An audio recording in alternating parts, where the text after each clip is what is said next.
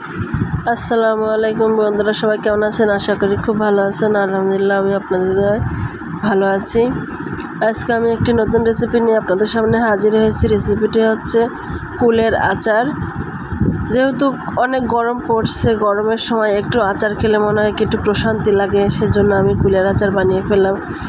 কুলের আচারটা একটি স্বাস্থ্যকরী খাবার। এটা খেলে অনেক বিষণ্ণতা দূর হয়, ক্লান্তি দূর হয়।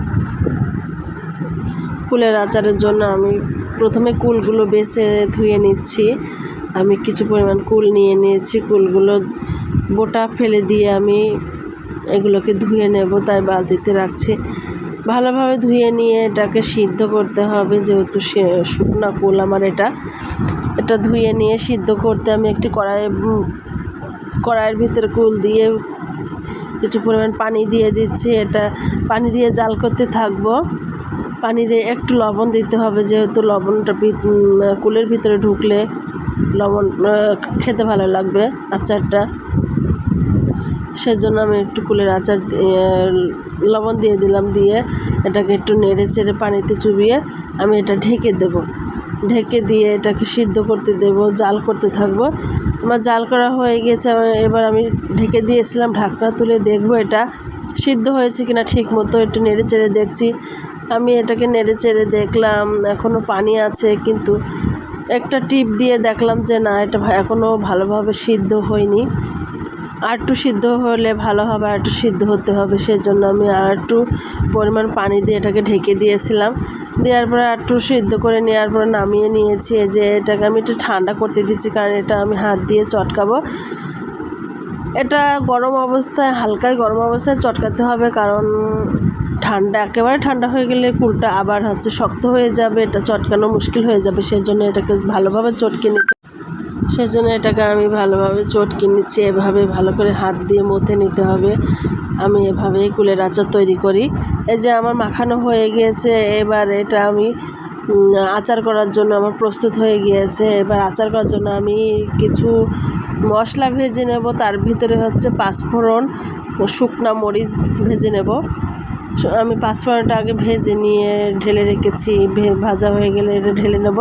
তারপর কিছু পরিমাণ শুকনা মরিচ আমি ভেজে নিয়েছি। এই যে আমি শুকনা মরিচ ভেজে নিচ্ছি। আমি অল্প পরিমাণ শুকনো মরিচ দিচ্ছি, কারণ আচারটা আমার বাচ্চারা খাবে। যেহেতু বাচ্চারা খাবে, তাই জন্য বেশি পরিমাণে মরিচ দিলাম না, কারণ বেশি পরিমাণে মরিচ ঝাল হয়ে গেলে এটা গলা বুক জ্বলবে। সেজন্য আমি বেশি পরিমাণ দিলাম না। এই যে অল্প পরিমাণে মরিচের গুঁড়া দিয়ে দিয়েছি। এবার এটা আমি চুলায় বসিয়ে দিয়েছি, দিয়ে মরিচের গুঁড়াটা দিয়ে দিয়েছে। এবার আমি এটা তৈরি করব খেজুরের গুড় দিয়ে। আমি ফ্রিজে সংরক্ষণ করে রেখেছিলাম খেজুরের গুড়টা। এবার আমি খেজুরের গুড় দিয়ে দেবো। খেজুরের গুড় দিয়ে এটাকে ভালোভাবে মেখে নিতে হবে।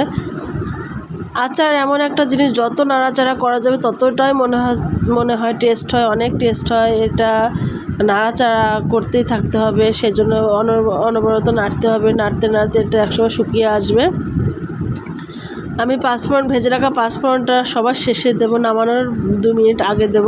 আমার কাছে মনে হচ্ছিল অল্প পরিমাণ লবণ লাগবে, সেজন্য আমি একটু লবণ দিয়ে দিলাম। যেহেতু লবণ আমার কাছে মনে হয়েছে কম হয়েছে, সেজন্য দিয়ে দিলাম। মরিচের গুঁড়া দিয়ে দিলাম। এবার খেজুরের গুড় দিয়ে দিয়েছি। দিয়ে এটা নাড়তে থাকবো।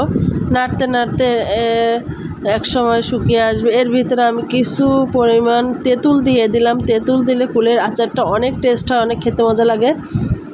এজন্য আমি কিছু গোটা তেঁতুল দিয়ে দিলাম। তেঁতুল দিয়ে নাড়তে থাকবো। নাড়তে নাড়তে আমি আগেই বলেছি, যত নাড়বে আচার ততটাই টেস্ট হবে, ততটাই মজা হবে।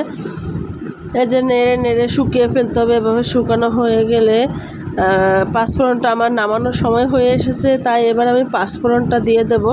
পাঁচফোড়নের গুঁড়া দিয়ে কিছুক্ষণ নাড়াচাড়া করে নামিয়ে ফেলতে হবে এটাকে।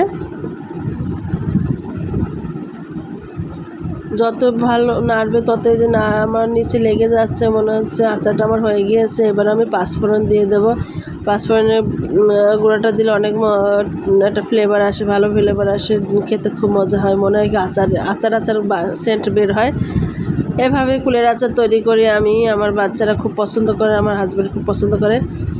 এবার এটাকে আমি নামিয়ে ফেলবো। নামানো হয়ে গিয়েছে। এবার এটা আমি একটু স্বাদ বাড়ানোর জন্য আমি আমার বাসায় বিট লবণ করা ছিল, সামান্য পরিমাণ বিট লবণ দেবো। বিট লবণ দিলে আচারটা খেতে অনেক সময় দোকানের মতোই দোকানের আচারের মতো ফ্লেভার আসে, ভালো লাগে আমার কাছে। সেজন্য আমি একটু বিট লবণ দিই। বিট লবণটা আমার কাছে ভালো লাগে, সেই জন্য আমি বিট লবণ দিই। আচারটা খুব মজা লাগে। আপনারা একবার হলো বাসায় ট্রাই করে দেখবেন, এভাবে কুলের আচার তৈরি করে খেয়ে দেখবেন, অনেক ভালো লাগবে আপনাদের কাছে। ভিডিওটা লাইক করুন, শেয়ার করুন, ফলো দিয়ে পাশে থাকুন, সাবস্ক্রাইব করুন। আল্লাহ হাফেজ।